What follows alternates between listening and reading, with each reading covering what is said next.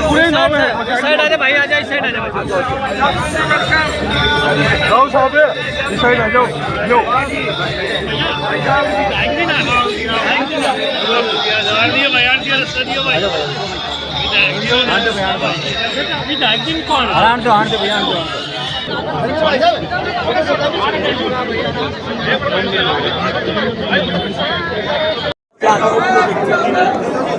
भाई साहब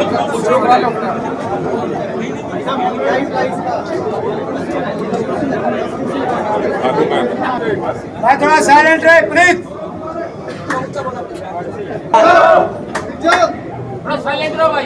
सभी पत्रकार भाइयों का और सभी सम्मानित नेतागण का, यहाँ पर सम्मानित कार्यकर्ताओं का, सबका मेरी तरफ से सबको प्रणाम नमन। और आज आप लोगों ने एक ये बहुत ही सफल कार्यालय का उद्घाटन का अवसर देखा है और हमें दिया है। मैं सौभाग्यशाली मानता हूँ अपने आप को कि कांग्रेस पार्टी के द्वारा इस लोकसभा चुनाव के अंदर भिवानी महेंद्रगढ़ का उम्मीदवार बढ़ा के आपके बीच भेजा है। और मैं आपसे, सभी भाइयों से, सभी साथियों से और विशेष तौर पर पत्रकार बंधुओं से ये आशा और अपेक्षा रखता हूँ कि बड़े सौहार्दपूर्ण वातावरण के अंदर इस सारे चुनाव प्रक्रिया को संपन्न करेंगे। वह उसके अंदर जो बेस्ट से बेस्ट हो सकता है उसको समापन करने का प्रयास करेंगे। अब कोई बात आप और कोई बात करना तोड़ना पड़ा और 3 काले कानून उनके सादत के बाद सरकार ने वापस लिए, लेकिन एक भी उन्होंने किसान के हित की बात, MSP की देने की बात स्वीकार नहीं की। उसके बाद इस इलाके की एक पहचान रही है कि यहाँ का किसान परिश्रमी है और जवान बहुत ही स्ट्रॉन्ग, जिसे कह सकते हैं चट्टान जैसे मजबूत इरादों का माना जाता है, जो देश की जंग आज़ादी से लेकर उसके बाद की एकता और अखंडता पर लड़ करके अपने प्राणों की आहुति दे करके दुनिया और देश के अंदर अपना नाम रोशन करना जानता है। उस फौज को आपने पक्की फौज से कच्ची फौज में तब्दील कर दिया और एक अग्निवीर नाम की योजना ऐसी दी जिससे आम जो नौजवान है उसके अंदर इतनी बड़ी मायूसी है, अगर वो चला भी जाए वहाँ पर तो उसे अपने भविष्य के बारे में एक ऐसी चीज़ समझ में से आती है कि आखिर 75% में अगर मेरा नंबर आ गया तो मेरे भविष्य का होगा क्या। और यही एक मायूसी है। जहाँ पहले 300, 400 बच्चे हर रोड पर दौड़ते नजर आते थे और ये कहते थे हम इसलिए एक्सरसाइज करते हैं ताकि हम फौज में भर्ती हो जाएं। आज वो फौज पक्की और कच्ची में चली गई। आप समझिए कि उस पद की गरिमा क्या रही। इसलिए हम चाहेंगे और कांग्रेस पार्टी ने अपने घोषणा पत्र में दिया है कि जिस दिन हमारी सत्ता आएगी सबसे पहले हम अग्निवीर योजना का समापन करेंगे।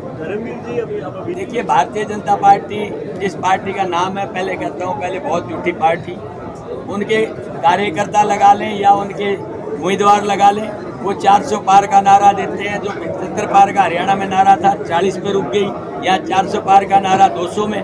आप परिणाम देखना 4 जून को, जब 10 की 10 सीटें कांग्रेस के हाथ में जाएंगी, 9 कांग्रेस की और 1 इसके अलाई की, उस दिन उनको इस बात का एहसास हो जाएगा 4 लाख और 5 लाख से जीतने का। पहले 4 लाख 5 लाख जीतते, वो एक विषय अलग था।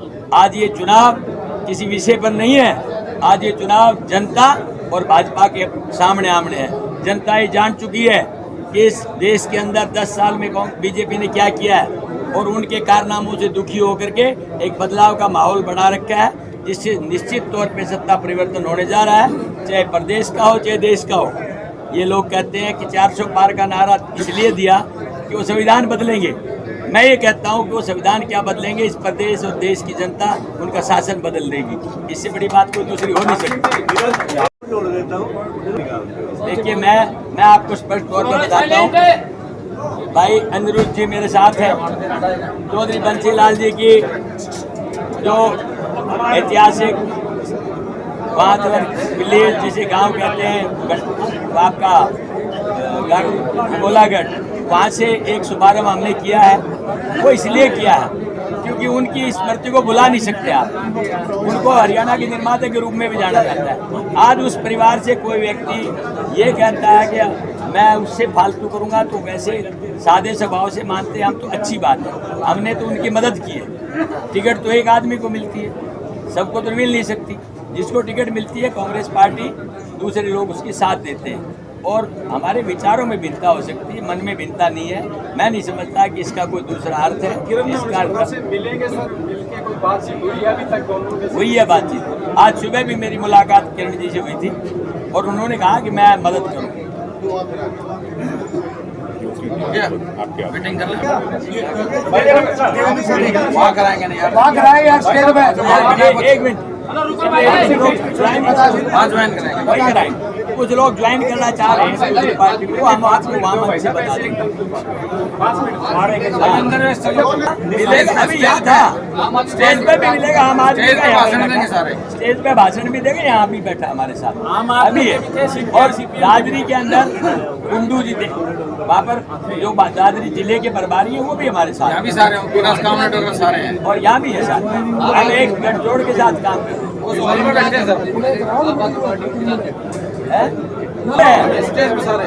अभी यहाँ से हवन एक और 3 तारीख को नामांकन पत्र है जो हमने नारनौल में भरना है। मेरा सभी साथियों से भी निवेदन आपके माध्यम से कि 3 तारीख को जो भूपेंद्र सिंह हुड्डा और जो सूरज बांधी व अन्य नेता उस दिन उस पर पधारेंगे, तो उन सारे भाइयों से, कार्यकर्ताओं से भी और नेताओं से भी मेरा निवेदन है कि वो 10 बजे नारनौल के अंदर पहुंचने का प्रयास करें। जगह हम बता देंगे अखबार के माध्यम से, कौन सी जगह में परमिशन देते हैं। आपसे ये निवेदन है कि इस बड़े सहयोग की कामना करता हूँ कि बड़े सहयोग के साथ में आप काम करेंगे। आज संघर्ष की नहीं है।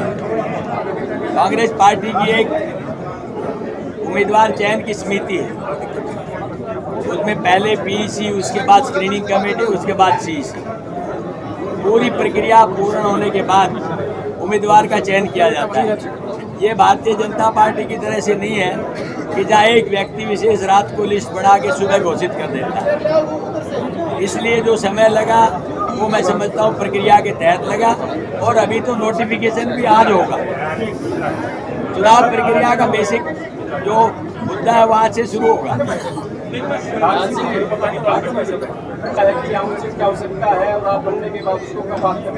देखो, सबसे बड़ी ये बात है जो मैं चाहता हूँ, यहाँ चौधरी बंसीलाल जी इस हरियाणा प्रदेश के निर्माता के रूप में जाने जाते हैं, जिसके विकास के अंदर चौधरी भूपेंद्र सिंह हुड्डा ने 4 चांद लगाए।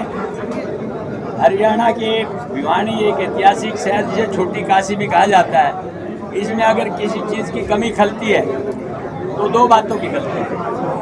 एक तो यहाँ पर कोई भी औद्योगिक बड़ा विकास, जिसे आईएमटी आप कह सकते हैं, जिससे अंतर्राष्ट्रीय और मल्टी नेशनल कोई भी कंपनी आए, अगर उसकी यहाँ स्थापना होती तो मैं समझता हूँ कि यहाँ के नौजवानों को रोजगार के लिए नहीं भटकना पड़ता, और यहाँ जो जवान अपनी शिक्षा प्राप्त करने के बाद स्नातक या पोस्ट ग्रेजुएट की पद पर चले जाते, उन्हें रोजगार मिल जाता। आम आदमी को, गरीब को, मजदूर को या 2 की रोजी रोटी कमाने का साधन मिलता। दूसरा, इस इलाके के अंदर पानी की बहुत भारी कमी रही।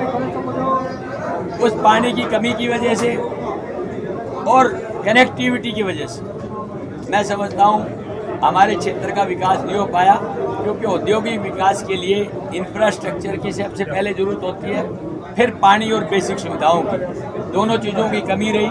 हम प्रयास करेंगे। भगवान ने 4 जो माहौल आज मैं देख रहा हूँ प्रदेश के अंदर और देश के अंदर, कांग्रेस के कार्यकर्ताओं में उत्साह है, वो इस वजह से नहीं खाली अब वो कांग्रेसी है, बल्कि इस वजह से है कि भारतीय जनता पार्टी ने 10 साल के राज के अंदर जिस आशा अपेक्षा उमंग और विश्वास के साथ मत हासिल करके सत्ता स्थापित की और लोगों को प्रलोभन दिया कि आप हमें एक बार सत्ता का अवसर दीजिए, हम आपको अच्छे दिन लेकर के आएंगे, आपके खाते में 15-15 लाख रुपए दे कर जाएंगे, बेरोजगारों को 2 करोड़ रोजगार दे करके जाएंगे। लेकिन हुआ क्या, सबको मायूसी का सामना करना पड़ा।